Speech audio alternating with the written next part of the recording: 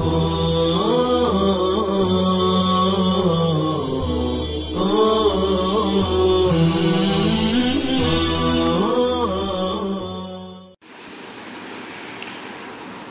اللہ الرحمن الرحیم الحمد للہ رب العالمین والعاقبۃ للمتقین والصلاة والسلام علی سید الانبیاء والمرسلین نبینا محمد وعلی آلہ واصحابہ وعلی من تبعہم بإحسان الی یوم الدین وبعد۔ عزیز طلبہ کرام، گزشتہ ہم نے علم کی تعریف کو سمجھا تھا اور امید کرتے ہیں کہ آپ لوگوں نے علم کی تعریف کو زبانی بھی یاد کر لیا ہوگا۔ کسی عارض کی بنیاد پر، کسی مانع کی بنیاد پر اگر اس کو زبانی یاد نہ کر پائے ہوں تو گزارش ہے کہ آپ اس کو زبانی یاد کرتے چلیں۔ یہ تمام اصطلاحات اور ان تمام اصطلاحات کی تعریفات کو کوشش کریں زبانی یاد کرنے کی اور یاد رکھنے کی۔ اللہ رب العزت ہمارے لیے آسان فرمائے۔ ہم نے پڑھا تھا کہ علم کہتے ہیں کسی چیز کی صورت کا ذہن میں آنا۔ یہ جو معلومات ہمارے عقل کے خزانے میں جمع ہوتی ہیں، یہ معلومات دو قسم کی ہیں، اور یہی علم کی دو قسمیں ہیں جو ہمارا آج کا سبق ہے۔ جو بھی معلومات ہماری عقل میں، ہمارے دماغ میں، ہمارے حافظے میں جمع ہوتی ہیں، وہ دو قسم کی ہیں۔ ایک ہے تصدیق اور ایک ہے تصور۔ یہ علم کی دو قسمیں ہیں اور یہی ہمارے دماغ میں جمع ہونے والی معلومات کی دو قسمیں ہیں۔ تصدیق کسے کہتے ہیں؟ تصدیق وہ علم ہے جس میں حکم ہو، یعنی فلاں چیز ہے اور فلاں چیز نہیں ہے۔ جیسے زید عمرو کا باپ ہے یا زید عمرو کا باپ نہیں ہے۔ یہ ہوئی تصدیق کی وہ تعریف جو ہماری کتاب میں مذکور ہے۔ آئیے تھوڑی سی اس کی تشریح کر لیتے ہیں اور سمجھ لیتے ہیں کہ تصدیق کے لیے کیا کیا امور ضروری ہیں۔ تصدیق کے لیے 4 چیزیں ضروری ہیں۔ پہلی چیز نسبت کا ہونا، دوسری چیز تامہ ہونا، تیسری چیز خبریہ ہونا، اور چوتھی چیز یقینیہ ہونا۔ نسبت ہو، یہ نسبت تامہ ہو، یہ نسبت خبریہ ہو، اور چوتھی چیز یہ ہے کہ اس میں یقین اور اعتقاد ہو۔ نسبت کیا ہے؟ یہ نسبت وہی ہے جس کو ہم نے سال گزشتہ عربی دوم میں اسناد کے نام سے پڑھا تھا۔ نسبت احدى الكلمتين الى الاخرى بحيث تفيد المخاطب فائدة تامة۔ ایک کلمے کی نسبت دوسرے کلمے کی طرف اس طور پر کہ اس سے مخاطب کو مکمل فائدہ ہو۔ اور ایک جملہ آگے آیا تھا یصح السکوت علیہا، اس پر سکوت کرنا درست ہو۔ یہی وہ اسناد ہے اور یہی وہ نسبت ہے جو تصدیق میں بھی پائی جاتی ہے۔ ایک کلمے کی نسبت دوسرے کلمے کی طرف ہونا اس طور پر کہ اس سے مخاطب کو فائدہ ہو۔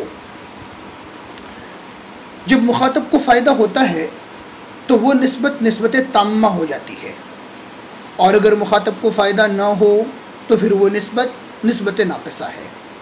دو چیزیں تو یہ ہو گئیں۔ تیسری چیز لگائی، تیسری شرط لگائی تصدیق کے لیے، اس نسبت کا خبریہ ہونا۔ یہاں سے یہ قید لگا کر یا یہ شرط لگا کر یہاں سے ہم نے نکال دیا جملہ انشائیہ کو۔ وہاں پر نسبت تامہ تو ہوتی ہے لیکن نسبت خبریہ نہیں ہوتی، بلکہ وہ نسبت انشائیہ ہوتی ہے۔ مخاطب کو کسی کام کے کرنے کا حکم دینا ہوتا ہے، مخاطب کو کسی کام سے روکنا ہوتا ہے، مخاطب سے کسی چیز کا سوال ہوتا ہے وغیرہ۔ چوتھی شرط لگائی تھی اس نسبت کا یقین اور اعتقاد۔ یہاں سے ایک چیز ہم نے نکالی، اور وہ چیز نکالی ہے احتمال اور شک والے جملے۔ جیسا کہ ہم دیکھ رہے ہیں یہ چار امور تصدیق کے لیے ضروری ہیں۔ اگر نسبت نہ ہو یا نسبت ہو لیکن تامہ نہ ہو، تامہ تو ہو لیکن خبریہ نہ ہو، خبریہ تو ہو لیکن اس میں یقین اور اعتقاد نہ ہو، تو وہ تصدیق نہیں ہو سکتا۔ مثالوں پر غور کریں۔ پہلے نمبر پر جو مثالیں پیش کی گئی ہیں زید، عمر، بکر وغیرہ، یہ مفردات ہیں جن میں کوئی نسبت نہیں ہے، یہ سب اکیلے اکیلے ہیں، بغیر نسبت کے ہیں، یہ تصدیق میں شمار نہیں ہوتے۔ دوسرے نمبر کی مثالیں غلام زید، کتاب خالد، کتاب اللہ، رسول اللہ، الصراط المستقیم وغیرہ، نسبت پائی جا رہی ہے۔ کہیں پر نسبت اضافی ہے، کہیں پر نسبت توصیفی ہے، لیکن یہ ساری کی ساری نسبت تامہ شمار نہیں ہوتی، اس لیے یہ مثالیں بھی تصدیق میں شامل نہیں ہوں گی۔ تیسرے نمبر پر اہدنا، آتنا، ہب لنا وغیرہ، ان تمام میں نسبت ہے، نسبت تامہ بھی ہے، لیکن یہ نسبت خبریہ نہیں ہے بلکہ یہ انشائیہ ہے، اس لیے یہ بھی تصدیق میں شمار نہیں ہوں گی۔ چوتھی قید ہم نے لگائی تھی نسبت کا یقینیہ ہونا، نسبت کا یقین اور اعتقاد ہونا۔ آپ خیریت سے ہوں گے، آپ نے اپنا کام مکمل کر لیا ہوگا وغیرہ، نسبت تامہ بھی ہے، نسبت خبریہ بھی ہے، لیکن یقین نہیں ہے، شک اور احتمال ہے، اس لیے ان مثالوں پر بھی تصدیق کا اطلاق نہیں کیا جا سکتا، تصدیق ہونے کا حکم نہیں لگایا جا سکتا۔ اب تصدیق کی مثال کو سمجھنا ہمارے لیے آسان ہوا۔ مثال ہے محمد الرسول اللہ، محمد اللہ کے رسول ہیں۔ دوسری مثال ہے الحمدللہ رب العالمین۔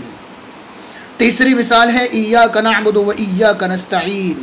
یہ ساری مثالیں وہ ہیں، یہ سارے امور وہ ہیں کہ جس کے اندر تصدیق کی چاروں شرطیں پائی جاتی ہیں۔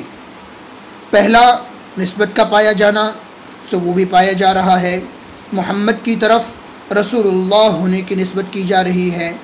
دوسرا یہ نسبت تامہ ہے کہ جب ہم یہاں وقف کرنا چاہیں تو اطمینان سے کر سکتے ہیں، سامنے والے کو بات مکمل سمجھ میں آئے گی۔ تیسرا یہ کہ یہ نسبت خبریہ ہے، سامنے والے کو ہم خبر دے رہے ہیں کہ محمد اللہ کے رسول ہیں۔ اور چوتھا کہ یہاں پر ہمیں یقین اور اعتقاد بھی ہے، شک احتمال والا کوئی لفظ اس مثال میں موجود نہیں ہے۔ اسی طریقے کی آگے کی دونوں مثالیں الحمدللہ رب العالمین اور ایاک نعبد و ایاک نستعین، یہ ہو گئی تصدیق کی تعریف۔ علم کی دوسری قسم ہے تصور۔ ظاہر سی بات ہے کہ تصدیق کو سمجھا، تصدیق کی چاروں شرطوں کو سمجھا، ان چاروں شرطوں کی مثالوں کو سمجھا، تب تصور کو سمجھنا ہمارے لیے نہایت آسان ہوا۔ تصور وہ ہے جو تصدیق جیسا نہ ہو، یعنی اس میں حکم نہ ہو، حکم نہ ہونے کی وہ سب کی سب شکلیں آ گئیں جو گزشتہ آئی تھیں، جیسے صرف زید کو جاننا، یا غلام زیدن کو نسبت تامہ خبریہ کے بغیر جاننا، یا اور مثالیں پیچھے گزری جملہ انشائیہ کی کہ وہ بھی تصور میں شامل ہے۔ نسبت تامہ خبریہ ہو لیکن یقین اور اعتقاد نہ ہو تو وہ بھی تصور میں شامل ہے۔ پتہ چلا کہ تصدیق کو سمجھ لینے کے بعد تصور کا سمجھنا نہایت ہی آسان ہوا۔ تصدیق اگر سمجھ میں آ جاتی ہے، تصدیق اگر ہمارے ذہن میں اچھے طریقے سے بیٹھ جائے تو وہاں سے تصور کو سمجھنا انتہائی آسان ہے کہ جہاں پر حکم نہ ہو، نسبت نہ ہو صرف مفردات ہوں، نسبت تو ہو لیکن تامہ نہ ہو، نسبت توصیفی ہو، نسبت اضافی ہو، یا نسبت ہو نسبت تامہ بھی ہو لیکن خبریہ نہ ہو، نسبت انشائی ہو، یا نسبت تو ہو نسبت تامہ بھی ہو خبریہ بھی ہو لیکن اس میں یقین اور اعتقاد نہ ہو، شک اور احتمال والے جملے ہوں، تو وہ سارے کے سارے جملے اور وہ ساری کی ساری چیزیں یہ تصور میں شامل ہوتی ہیں، تصدیق میں شامل نہیں ہوتی۔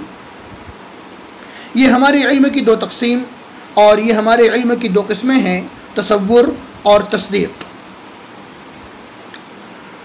یہاں تک کا ہمارا ایک سبق مکمل ہوا، اور اگلا سبق جو ہمارا شروع ہونے والا ہے وہ تصور اور تصدیق کی قسمیں شروع ہونے والی ہیں۔ یہاں پر ہم اپنا سبق روکتے ہیں۔ مختصر سبق کرنے کی وجہ یہ ہے کہ آپ طلبہ عزیز بہتر سے بہتر طریقے پر سمجھیں، مختصر ہونے کی وجہ سے یاد کرنا آسان ہو۔